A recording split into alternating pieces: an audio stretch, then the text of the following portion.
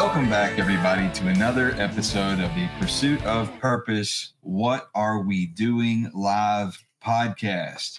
Our topic for today is going to be the 5 lies that steal your purpose. The 5 lies. Now, the title is a little bit misleading because there's a whole lot of lies that float around out there that are known for stealing purpose. Yes. And, you know, the number 5 is just a useful tool to make the title rhyme. But they say it rhymes good with lies. Yeah. And so the truth is that you may have 3 lies, you may have 5, you may have 10, you may just make them up on the go. Right. But the point is that there are always lies that we tell ourselves that rob us of our purpose. Yes. And we may hear them from someone else first, and then we adopt them and take them up as our own, and we believe them to be true. Yes. So, Chuck, what might be a lie that you've told yourself or that you've heard that has robbed you of purpose? One of the ones that I think has probably started early and stayed longest is I'm not good enough. Oh, that's a big one. Yes. And that's a big one. In fact, there was a huge movement in the, all over the country, all over the world. And they started this whole thing, hashtag, you are enough. Yes. I mean, it's good enough. I do remember that. But there was a whole thing about you are enough. Mm-hmm. And so what did you do? How did that rob you of your purpose? And then how did you address it? Well, when I was younger, I know that there were a lot of things that I was good enough, but I could tell you I didn't take them all the way to finish. And some of them were sports, some of them were music. Like people would tell you often, you have a really good voice. I'm like, thanks. But then I never did anything with it, because in my mind, something's going to go wrong. And there were a few sports and a few things like that. And so you carry that into things like careers and relationships and even as a professional counselor, it's taken me a long time to have a tradable confidence that I could say, no, I do understand it. And if I don't understand it, I sure am curious enough to go find out. But, in the beginning, you don't think you're good enough. And I counsel a lot of professionals as their supervisor, getting their intern. Same thing.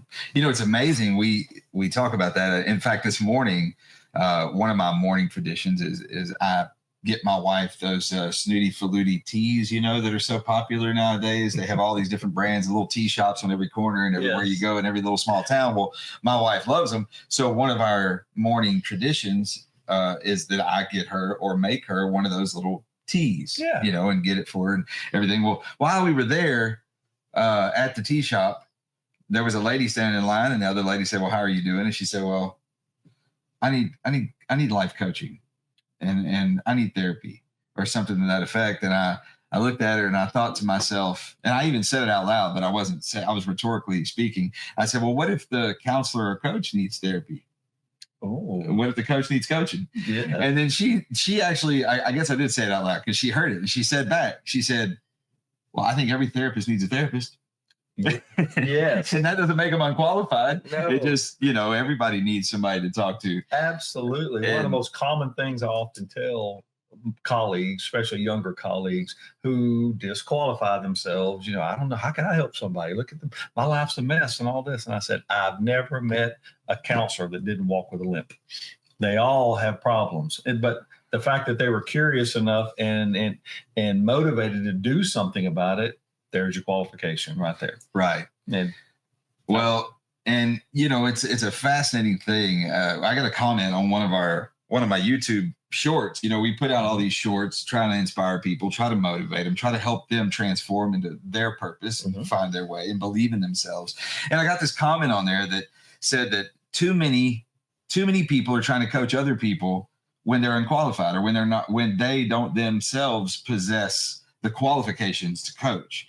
And so that made me curious. It made me think to myself, well, what actually qualifies somebody to be a coach? Right. All it takes is experience.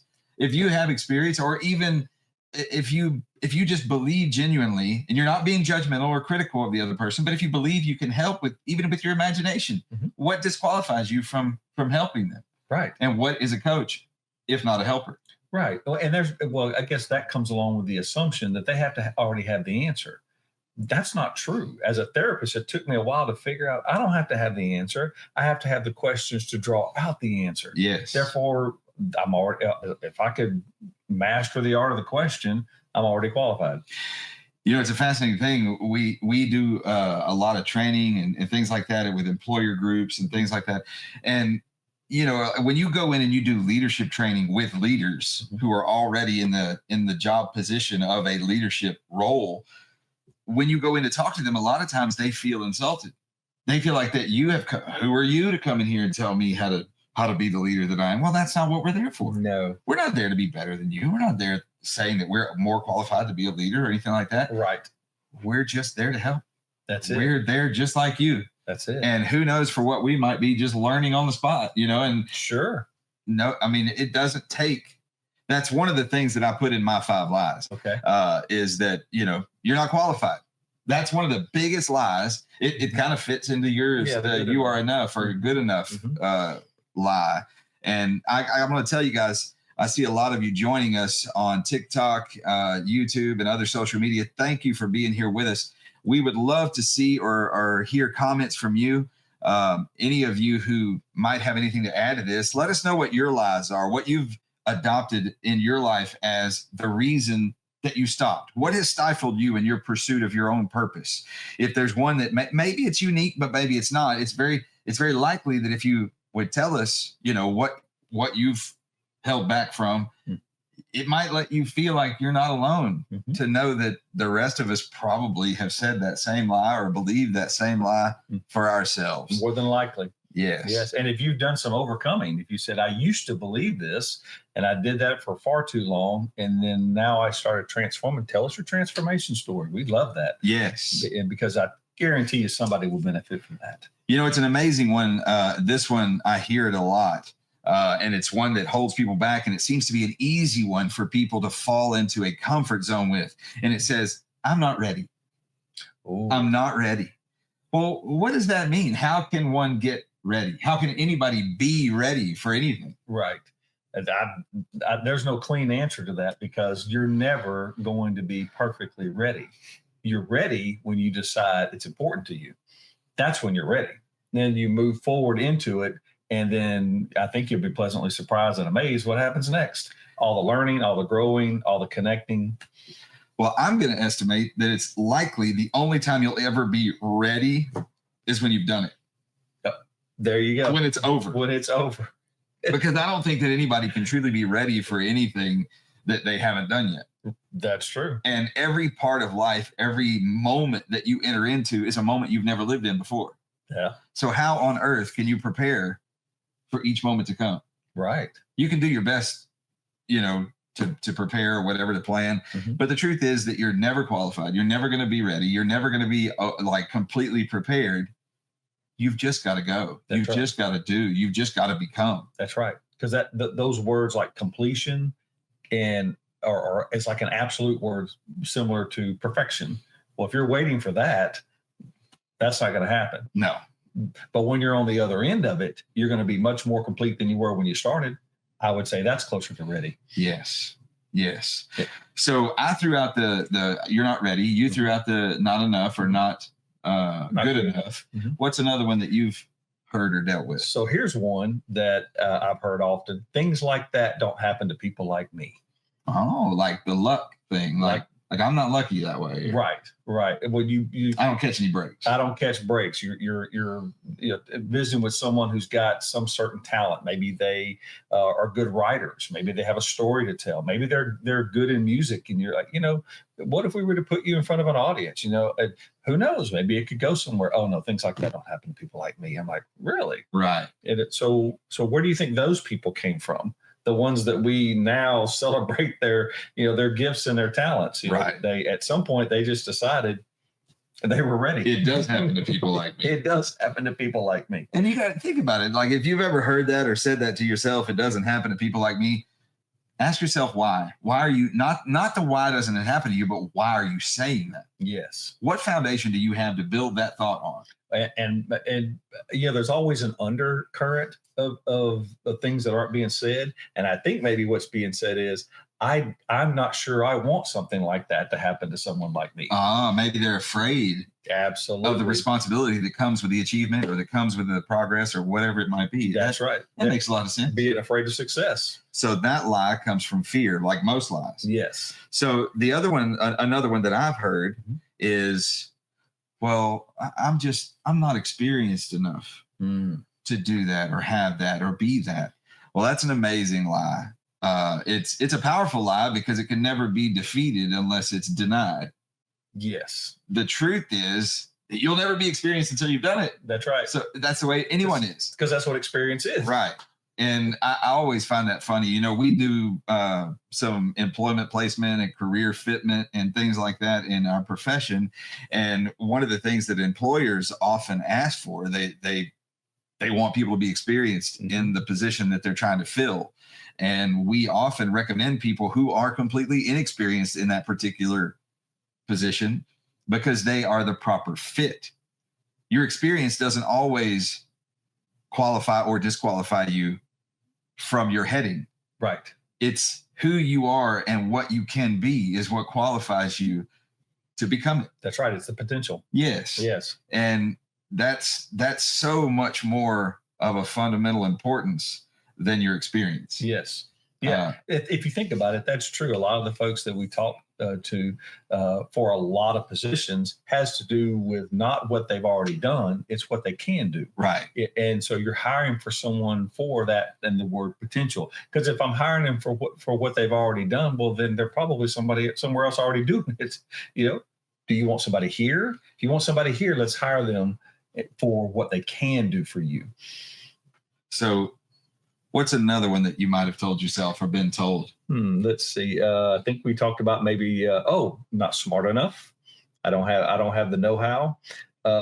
Not smart enough thing that may play into another one like education. Yes. I haven't been educated enough. Right. And so I like to ask that. I said, well, where do you go to get knowledge?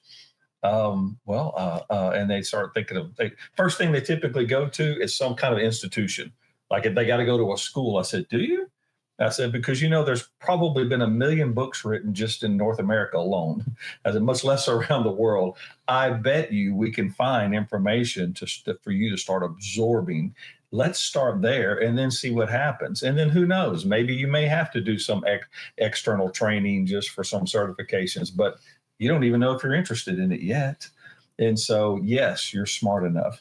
And I think that's one that I struggled with because probably growing up, I wasn't that kid that was going to be that honor student, that was in all those advanced classes. That wasn't me. That wasn't me at all. So I'm seeing those guys and I'm thinking, I don't think I could ever do anything like that. And those are the kids I cheated off. They're right.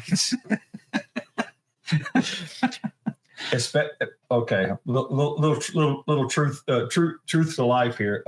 Especially the ones that were of the lady persuasions. The girls in school. I'd be like, hey, for the price of a Dr. Pepper, I could get get a few answers. Right. Well, one of my shame on me. There's plenty of shame for you, Chuck. But one of my favorite lies to watch people overcome is one that I've had to deal with in my own life, and it's so powerful. And it's I think it's the easiest lie to give yourself as an out for growth, for refusing to grow. And this lie it's like a virus that sweeps through the minds and hearts of every human, I think, on the planet, especially in our culture. But that lie is, I'm just not comfortable with that. I'm just not comfortable. And when a person comes into my office and we talk, or if someone out in training or in a course or whatever it is that we're working with, when I hear those words spoken and I see the behaviors that accompany them, I feel like there's such an opportunity there for growth. Yes. Because that person has been living in this paradigm of stagnancy by seeking comfort. And, we have this discussion that we've had, and we'll share it with you guys right now. But if you think about it, what is the definition and result of comfort? If you take it to its furthest logical conclusion, we've talked about this. Yes. And what is it? Well, there's probably several conclusions, but not the least of which is comfort, conformity is coward. Okay. And so the logical conclusion of comfort is complacency, not content. I can be happy with my day at the end of it. But if I'm complacent, I'm not growing. And I'm going to take that to a physical and very simple end. Make it very simple, because I love simple. Simplicity is beauty. So if you took comfort and just applied it to a physical state, and you said, okay, I want to see what the furthest possible physical comfort would result in. The truth is that the less you move, the more comfort you feel or whatever. The truth is the end result of the comfort seeking is death. That is the ultimate form of comfort. Yes. So every time you believe the lie or say the lie, cry the lie of, I'm not comfortable with that, or I want comfort, you're seeking death, whether it be physically or metaphorically. That's what that desire is. That is the desire to cease growth. Yes. And if you cease growth, the result is death. Death. There's only two directions. You're either growing or dying. That's it.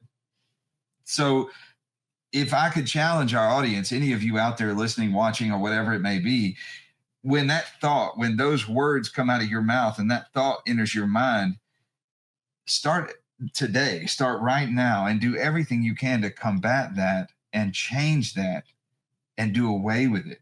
Replace it with words of commitment, words of movement, words of action, words of growth. Yes. Because that comfort desire can only result in death.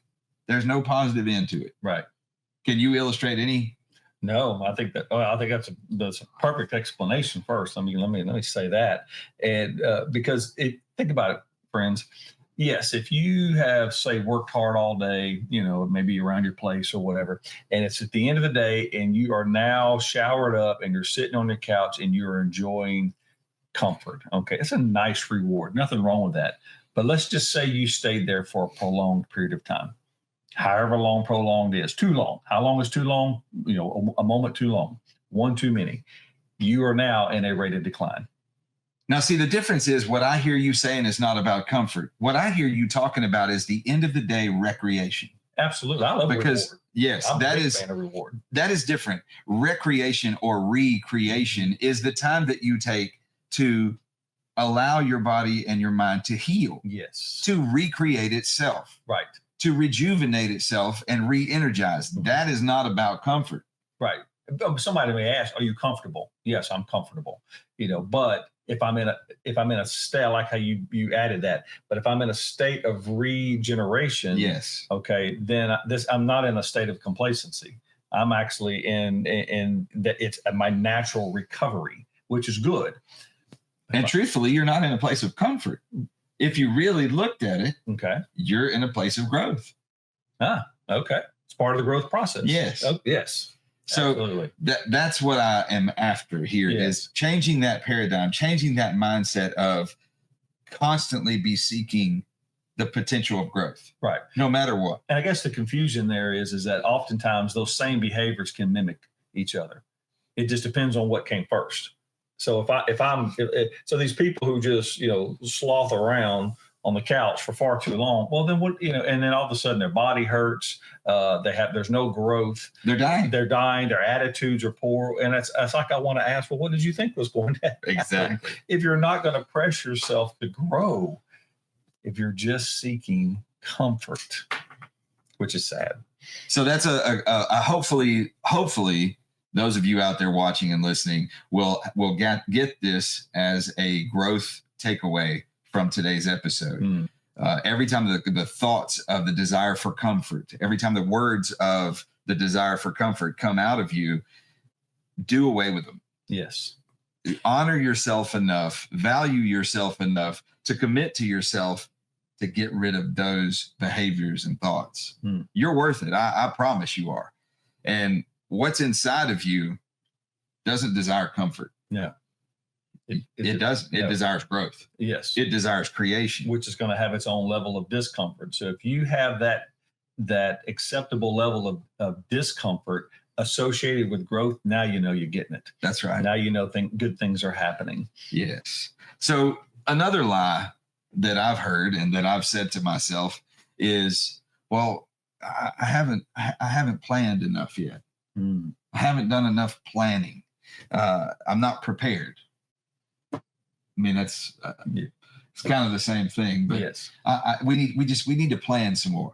And I do agree that planning is a necessity. yes, You do need to plan things out, think things out, but there's definitely a line that gets crossed where it starts to become an excuse, where it starts to become a lie. At some point, and everyone usually, you know, when that happens, you can feel it. At some point, you cross a line where you've gone from planning to act to using the planning as an excuse not to act. Yes.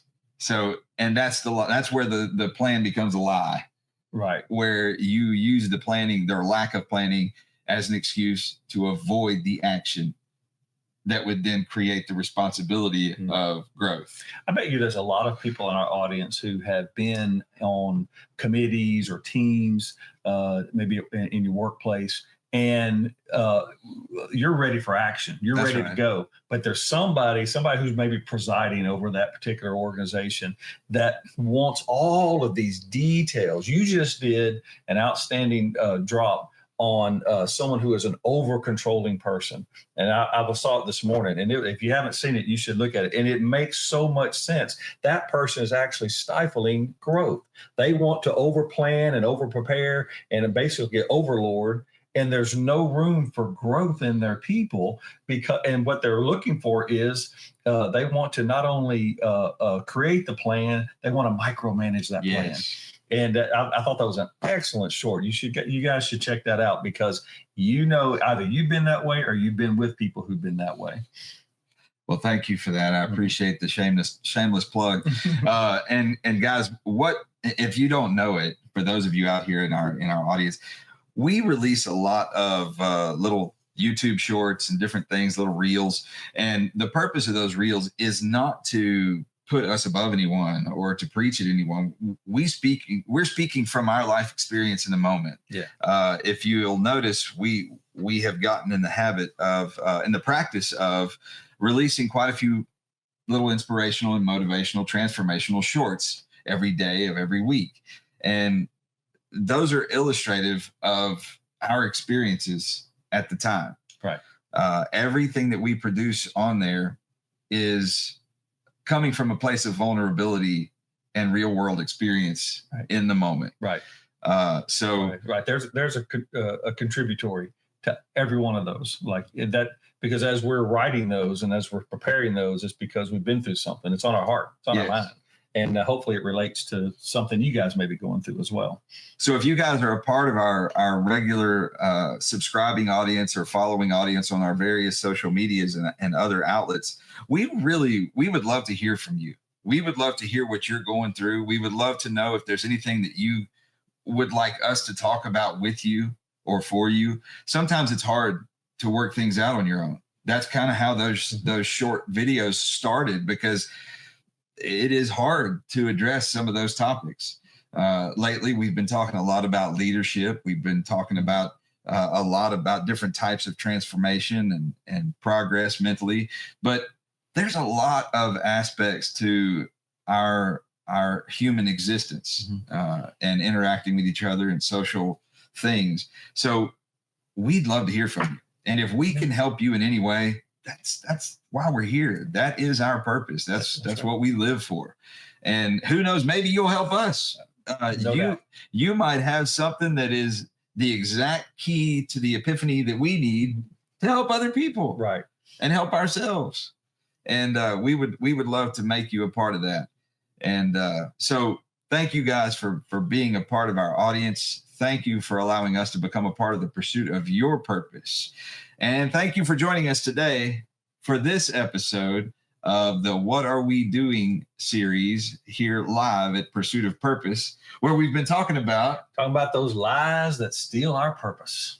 Guys, y'all have a great day, and we will see you right here next week on Tuesday at 10 o'clock a.m., right? That's right. for our next What Are We Doing live episode. Y'all have a great day, and we'll talk soon.